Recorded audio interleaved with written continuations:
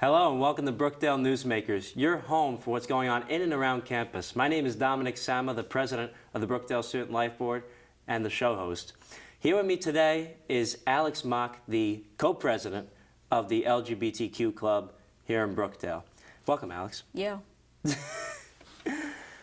So first I wanted to ask you, since you're here with me today, why Brookdale? Why did you choose Brookdale in the beginning? What led you to that decision?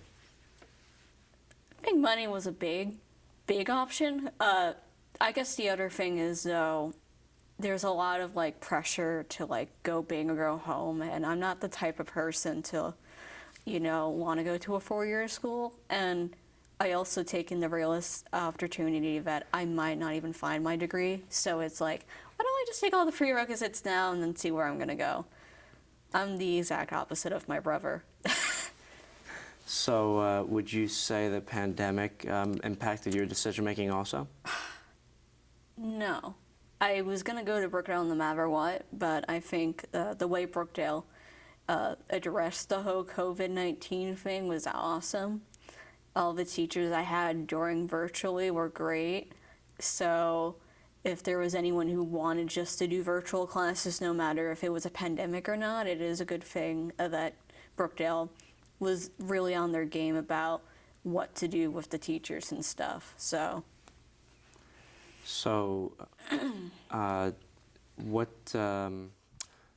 How was your experience overall with the pandemic? Before we go on to the experience with the teachers and classes, how was your virtually? Yeah. It went good. There was a lot.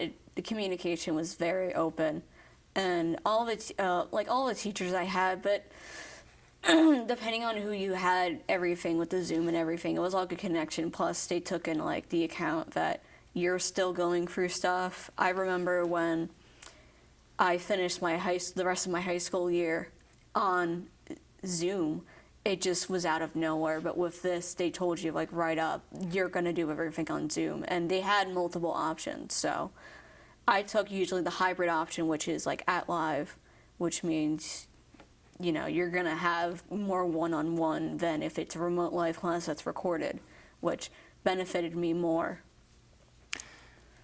So going through that experience, and now we're here together in person finally, oh my God, right? Yay! How has your experience been with the teachers and administrators and even fellow classmates? What would you say in a nutshell your experience has been in Brookdale altogether? Virtual, it is hard to connect with people, but it's awkwardly was so much better having virtual teachers, even because the year after we got on campus, I would see them, which would be really funny because now you could see their entire body and not just their floating head in their house. But they had decent houses, so not gonna lie.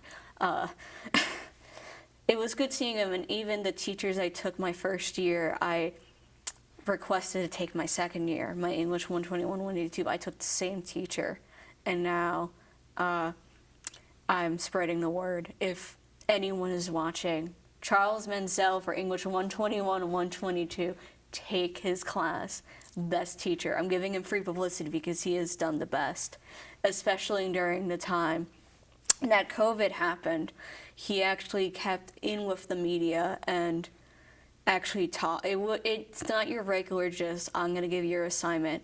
I'm going to talk to you one-on-one as a person, and I'm going to be flexible. You as an adult need to do what you need to do, but I'm always here. And that's what I always wanted. I always wished for that. And it kind of built up me becoming a teacher in a sense that that's what I want to take when I become a teacher in a school. I don't follow, you take what you get from certain people. If that's how you would see it from it. What would you describe your social experience here with your classmates? I'm still getting used to being in a large group of people, even though it's a community college and, it is considerably small.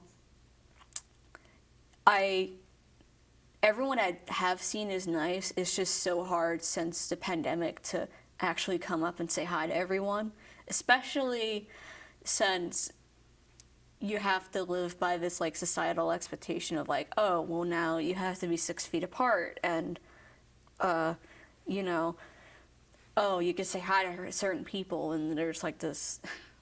It's just so really awkward, especially with just the social. It's being more socially inept because of the pandemic, because we haven't seen face to face. People forget a lot, So it was definitely hard, but the people on here have been nice, and I've gained, I'd say, one or two people I've still have their numbers with. So.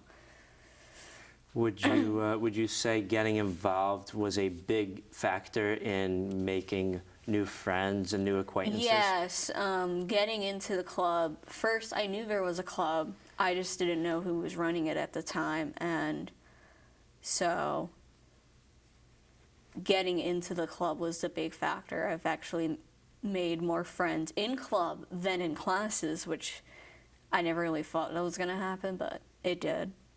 Yeah, I have to be honest also. I do agree with you there that, when you sign up for a club, sometimes you don't know who the leaders are, who the president yeah. is. So I remember in my right, I came in 2020, September of 2020, right in the middle of COVID, and my predecessor, Rosa Dew, welcomed me and someone you may know, Isabel Pena, with open arms. She was a former classmate of mine.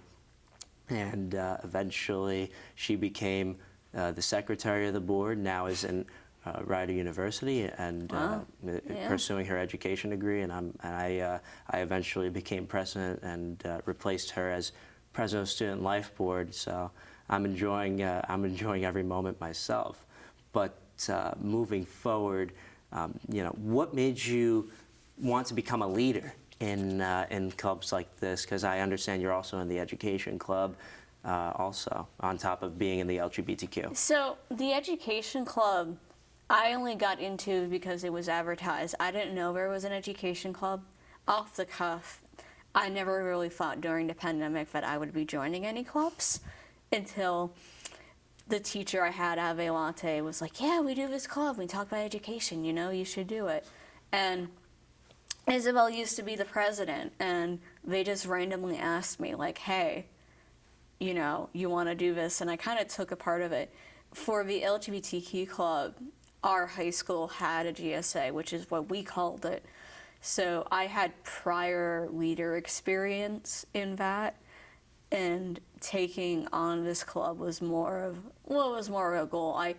I said to my advisor, when I do go into college or Brookdale, it would be really fun if both our clubs collaborated, since younger students with older students, it would be a really good thing. And we're still trying to do that now. I still get to see the high school students. Yesterday, they had the suicide prevention conference, which I went to when it was my junior year. So it was so funny that conveniently I was there and I saw the students. One of them was in the GSA at the high school now, but I used to be there, and they said the same thing to me. It's like, it's good seeing it, So.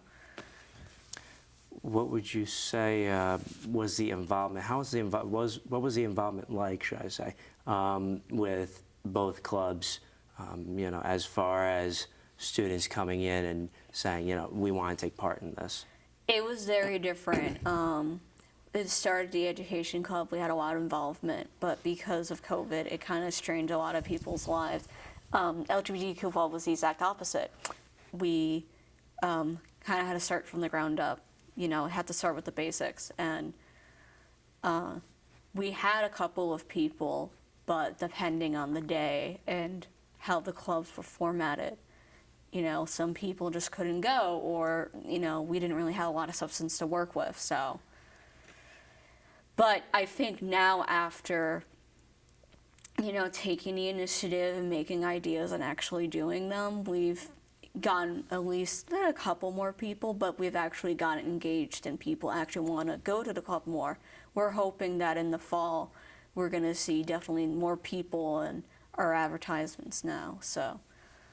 What's the true intention with the LGBTQ club, to be specific? Our main goal as a club is not just benefit students who identify in the community of Brookdale, but everywhere else. I think as much as New Jersey kind of brings on this idea like the gay capital, or New York does the same thing too, that we still struggle with a lot, especially in our education. We're hoping that we can provide the resources for the people who do want to learn and the people who need to be mindful and want to take into that. But the students who are closeted and don't have the resources, we want to be there for them. They, as much as everyone else, has the equal right to get that information and to be either a good citizen or just to live freely. And our club is working on getting those resources to them. We also want to spur up a lot of stuff. We want to knock a few walls down, but that's more in the later end, you know. That makes sense. And looking back on your personal experience, what would you tell the prospective student looking into Brookdale and thinking, is Brookdale really worth going into with how local we are? And yes, we may be a community college, but we are actually probably one of the best community colleges in the entire state, if not the state, the nation. What would you tell that prospective student looking to possibly come into Brookdale as an option? I think if you are too hung up on what people are telling you, especially, I know, and where I was in high school, there was a big thing. It's just like, you have to get your SATs done. You have to sign up for your 4-year. Just like this big academic push. I think community college is the exact opposite, that it kind of nurtures you into the prospect of, oh, this is kind of what adulthood's going to be, but you still have time. I hated in high school, and just especially a lot, is that there's a big push to strive a lot academically when you as a person just don't know where you're going for.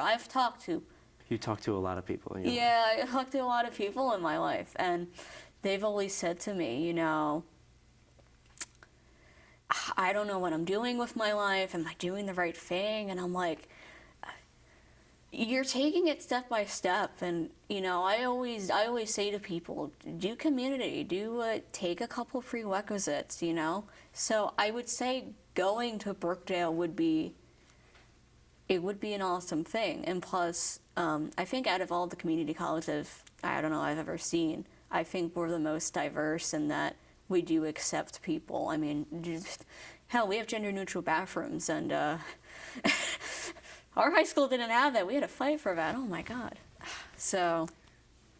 That's good. And looking back on your time here, what would be one lesson that you can take from this school that you will have and keep within you throughout your life's journey? The idea to be flexible and to not think in a structure. There's this perceived notion that when you go to college, it's going to be strenuous, and that if you don't do a certain quota, or you're just going to have the same classes as you had before, just with more lectures and stuff.